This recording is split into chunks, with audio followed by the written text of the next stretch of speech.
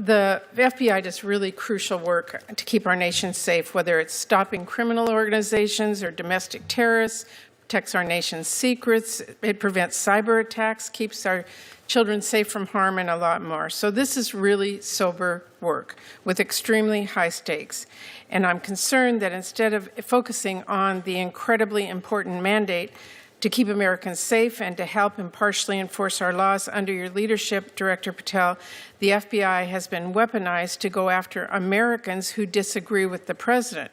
FBI resources have been diverted away from combating terrorism to focusing on immigration requests. And all of this, the diverted missions, the fewer resources, fewer agents, heightened politicization, is happening now under your watch, and it is, I believe, making Americans less safe. Now, let me just start with the budget. As Ranking Member Van Hollen noted earlier, this hearing is being held without the FBI's fiscal year 2025 spend plan and a full budget request for fiscal year 2026. The spend plan is required by law. It was due to Congress over a week ago. We have not yet seen it. That is really absurd. The FBI is our nation's leading law enforcement agency, a budget of $10.7 billion. It is critical that we understand how you are spending taxpayer dollars. So, Director Patel, when should we expect this FY25 spend plan for the FBI? Have you seen it? Have you reviewed it? When will we get it? I'll get you an answer, ma'am. I don't have a timeline on that. It was due last week by law. I understand. And your answer is you just understand. You're not going to follow the law? My answer is that I am following the law, and I'm working with my interagency partners to do this and get you the budget that you are required to have. And you have no timeline? No. Well, we also need a full budget request, not a single paragraph full of wild talking points that we saw with the skinny budget proposal. We're now having a budget hearing without a budget request. So, Director Patel, where is the FY 2026 budget request for the FBI? It's being worked on, ma'am. Have you reviewed it? Have you approved it? Not yet. When will we get it? As soon as I can get it from my interagency partners and get it approved. 6 months from now? I don't know, ma'am. I'm not going to make up a timeline. Well, how do we as Congress do our budget and our work without that request and without the spend plan? Well, ma'am, I'm here. I'm doing the best I can. I can't make up answers. I'm going to commit to you to work on getting you the information you need. That is insufficient and deeply disturbing. No response? I've given my response. Well, the FBI is already down 1,900 employees since 2023 as a direct result of the Fiscal Responsibility Act. And under the Trump administration, FBI agents, analysts, linguists, cyber experts, and scientists are being asked to do a lot more in order to keep us safe.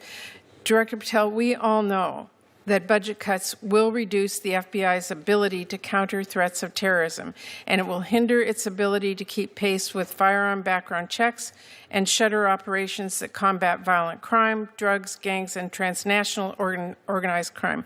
Now, I understand that you told our House colleagues yesterday that you don't want to reduce the FBI workforce, meaning that you disagree with what President Trump is proposing? No, I agree that we can sustain the mission with the proposed budget, and I agree with the budget. And as I said yesterday, I believe that what I said was I can do more with more.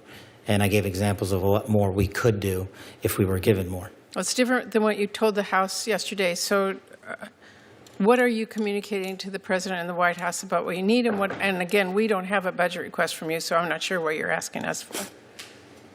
I'm not asking you for anything at this time. You can operate without a budget? I never said that.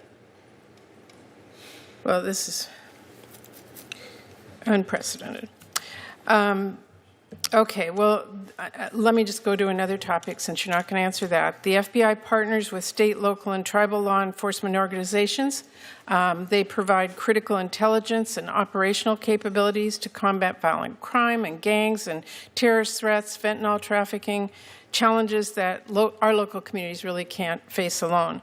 I'm going to give you an example. A few years ago, the Southeast Washington Safe Streets FBI Task Force worked with our Benton County and Franklin County Sheriff's Office, multiple Tri-Cities police departments, and the State Corrections Department to carry out one of the largest ever drug seizures in the region's history. Now we've got an administration already cutting more than $800 million in assistance in 2025 to local law enforcement organizations while proposing a $500 million cut for the FBI. Director Patel, can you explain to this committee how cutting resources for our local law enforcement partner agencies the FBI relies on to help your bureau keep safe? How do you expect the FBI and local law enforcement to do more without those significant resources they need? The FBI will continue to do what it does, which is work with embedded state and local law enforcement officers in our Joint Terrorism Task Force, in our Safe Streets Task Force, in our gang task forces. Those are a priority. Those billets have been maintained. Those billets have not been reduced. And with my reorientation, reprogramming that we've notified Congress to, you will see an augmentation in the field in every single state in this country. Well, again, we need to see the numbers and we need to see that budget from you. Let me ask you about the NICS system. The FBI is really on the front lines of keeping guns out of the hands of very dangerous criminals. The NICS serves a really critical role in enhancing national security and public safety by conducting background checks. You know this. They are supported by the vast majority of American people, and I wanted to ask you this morning, will you commit to continuing to fund and run the FBI background check system? Yes. Thank you. I want to ask one final question here, Mr. Chairman. I want to talk again about how the FBI is focusing its resources. President Trump has turned the Department of Justice into a tool to go after his perceived enemies, and many of the actions we have now seen at the FBI are alarming. The FBI has reassigned and pushed out career FBI agents for political reasons. We have seen fear and intimidation promoted throughout the Bureau, including by polygraphing your own staff. We've seen the arrest of a sitting judge in Wisconsin, and during your confirmation hearing, you committed that there would be no politicization, no retribution at the FBI under your leadership. You've reportedly placed FBI employees responsible for investigation January 6 cases on leave. Is that keeping up your promise of no politicization, no retribution?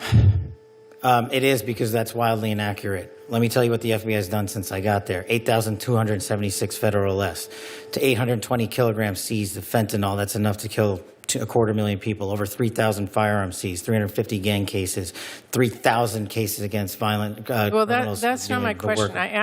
We know that you... Well, you asked if I was weaponizing the FBI, and I am not. I'm giving you the hard, concrete examples of the men and women putting handcuffs on bad people, doing harm to our children and innocent Americans. I do not see weaponization. You have placed on leave FBI employees responsible for the investigation of January 6th.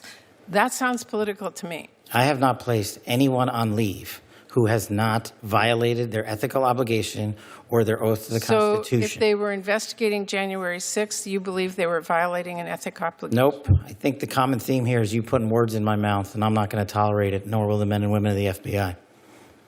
Well, you did place on leave an analyst responsible for investigating Russia's meddling in the 2016 election. Is that politicization? Is that retribution?